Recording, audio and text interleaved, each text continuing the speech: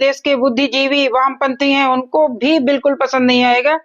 वो कहने को तो अपने आप को बोलते हैं कि हम एथिस्ट हैं, हम किसी धर्म को नहीं मानते हैं। भाई किसी धर्म को नहीं मानते हो, बिल्कुल ऐसी बात नहीं है। तुम सिर्फ हिंदू धर्म को नहीं मानते हो, नहीं तो सारे धर्म को खूब अच्छे से मानते हो। नमस्कार दोस्तों, आज हम बात करेंगे बाबा बागेश्वर की, जो सनातन जोड़ो यात्रा निकाल रहे हैं। तो आपको पता ही है कि बाबा बागेश्वर हमेशा ऐसा काम करते हैं हिंदुओं को एक करने की, और इस बार तो आपको पता है 170 किलोमीटर की पैदल यात्रा वो निकाल रहे हैं, जिसमें दिल्ली से लेके हरियाणा और यूपी में जाके फिर मथुरा के वृंदावन में ये यात्रा खत्म होनी है। तो हमारे विपक्ष को तो ये बिल्कुल पसंद नहीं आएगा, क्योंकि आपको पता है कि विपक्ष की तो राजनीति ही जाति आधारित है। वो बस हिंदुओं में जातियों को तोड़ते रहो तो उनकी राजनीति चलती रहेगी। और जो हमारे देश के बुद्धिजीवी वामपंथी हैं उनको भी बिल्कुल पसंद नहीं आएगा।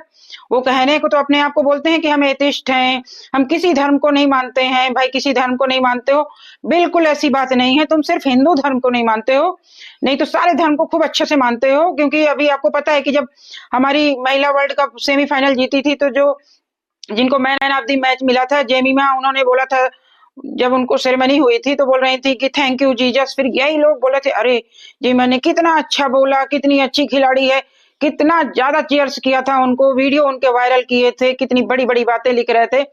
और यही कोई हिंदू धर्म का होगा ना, तो चाहे आप देख लो कि दीप्ति शर्मा के लिए फिर बोल देंगे अरे इसकी तो सोच ही खराब है, ये तो पुराने विचार की हैं। फिर ये जो वामपंथी हैं, बुद्धिजीवी हैं ना, तो अगर कोई हिंदू धर्म को फॉलो कर रहा है तो ये फिर ऐसे विचारधारा ले आते हैं, मतलब कि उसको एकदम निकृष्ट दिखाने की कोशिश करते हैं।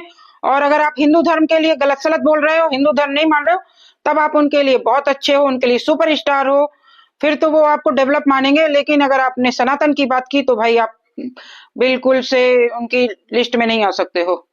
बाबा बागेश्वर के सनातन जोड़ो यात्रा की बुराई वही लोग कर रहे हैं जो कुछ दिन पहले भारत टूट गया था।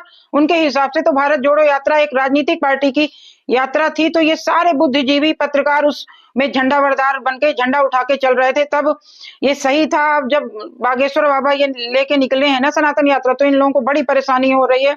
और ये भीड़ देख के तो और इनके सांप लौट रहे होंगे सीने में कि भाई एक जिनको ये लोग ना एकदम से कुछ नहीं समझते, इतनी जो गेरुआ वस्त्र में देख लेते थे तो सोचते थे भाई इसकी तो कोई वैल्यू नहीं है, तो उनके पीछे इतनी भीड़ खड़ी होना और इतने लोगों को साथ में चल देना तो इनको कहाँ पसंद आएगा। तो भाई ये तो अपना बुराई करते ही रहेंगे। पर दोस्तों आपने देखा होगा कि जो बाबा बागेश्वर की सनातन जोड़ो यात्रा है, इसमें खुल के लोग सपोर्ट कर रहे हैं, कितनी ज्यादा भीड़ इकट्ठा हो रही है। चाहे आप लोगों को शिकायत रहती है ना, तो बॉलीवुड भी खुद साथ दे रहा है इसमें। चाहे शिल्पा शेट्टी को ले लो, चाहे भाग्यश्री ले लो, हीरो हीरोइन भी संजय दत्त, तो कितना ज्यादा बाबा बागेश्वर के वो तो गुणी गाते रहते हैं। पहले चाहे उनकी हिस्ट्री जो भी रही हो, पर अभी तो खुल के मतलब सनातन के बारे में बोलते हैं, उनकी छवि चेंज हो गई है। और आप ले लो क्रिकेटर ले लो, जो लोग बोलते हैं थे ना कि भाई ये सनातन धर्म को बड़ा, मैंने बताया ना कि निकृष्ट दिखाने की कोशिश करते हैं, तो आप ले लो शिखर धवन, तो भाई अपना भगवा पहन के ही पहुंच गए थे सपोर्ट करने के लिए सनातन यात्रा को। फिर चाहे उमेश यादव ले लो, रॉबिन उथप्पा ले लो, भाई आप बोलोगे ये लोग संन्यास ले चुके हैं, तो अभी प्रेजेंट का ही ले लो, कुलदीप यादव सपोर्ट कर रहे हैं। और यादव सपोर्ट करे, और वो भी उत्तर प्रदेश में भी जानी है ये यात्रा। आप देख रहे हो उमेश यादव, कुलदीप यादव, तो सपा वाले तो भाई पता नहीं कौन सा यादव यादव बोलते हैं कि जो बोलते हैं कि सनातन को नहीं मानते हैं। भाई यादव बहुत बड़े सनातनी होते हैं। ये सपा के कुछ छुटपैया नेता हैं जो इनको लगता है ना अपने पर्सनल इंटरेस्ट के लिए है, बोलते हैं कि सनातन को हम बोल देंगे तो वोट बैंक खुश हो जाएगा। सारे यादव तो बिल्कुल ऐसे नहीं होते हैं, जैसा कि मैंने बताया ना। भाई हिंदू धर्म में कोई भी हो ना, सनातन को सभी अच्छे से उनको पता है। और बाबा बागेश्वर इसलिए तो निकले हैं कि सबको एहसास दिलाना है भाई कि सबको एक करना है। और अगर आप अलग अलग अपने रास्ते में चलोगे ना, तो ये देश के लिए भी बड़ी परेशानी का सबब है। फिर अगर सब अपना टूटते रहोगे ना, इधर से उधर होते रहोगे, तो आप देख रहे हो कि वैसे ही हमारे देश में कितनी विघटनकारी सोच लोगों की, किस किस तरह की सोच है कि लाओ इनको नुकसान पहुंचाते हैं, खासकर हिंदुओं को नुकसान पहुंचाने के लिए। तो आप देख ही रहे हो कि कितनी साजिशें रची जा रही हैं।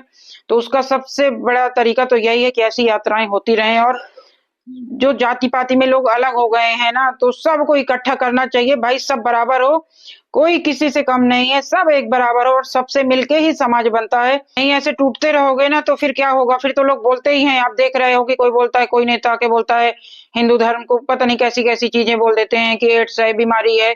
जब सारा हिंदू एक रहेगा ना, सारा सनातन समाज एक रहेगा, किसी की हिम्मत नहीं पड़ेगी कि उंगली उठा दें। जैसे दूसरे मजहब में चाहे आप देख रहे हो बोलते हैं कि राजनीतिक पार्टी, राजनीति से दूर रखा जाता है, फिर भी किसी नेता मंत्री को देखा होगा कि गलत बोल दें, क्योंकि उन्हें एहसास है कि हम इनको गलत नहीं बोल सकते हैं। तो ऐसे आप लोगों को भी ना, पूरे सनातन को, हिंदुओं को भी अपनी ताकत दिखानी चाहिए कि भाई आपके धर्म में किसी को 10 बार सोचना पड़े गलत बोलने के लिए, और उसके लिए यही है कि आप सब लोग इकट्ठा रहिए, एकता दिखाइए अपनी। चाहे वोट आप किसी भी पार्टी को दीजिए, पर जब सनातन पर उंगली उठे ना, तो खुल के आवाज उठाइए। और दोस्तों, हरियाणा, दिल्ली, यूपी के आसपास के जो लोग हैं, वो लोग तो जरूर कमेंट करके राय दीजिएगा कि कौन कौन शामिल हुआ है बाबा बागेश्वर की जो सनातन यात्रा थी।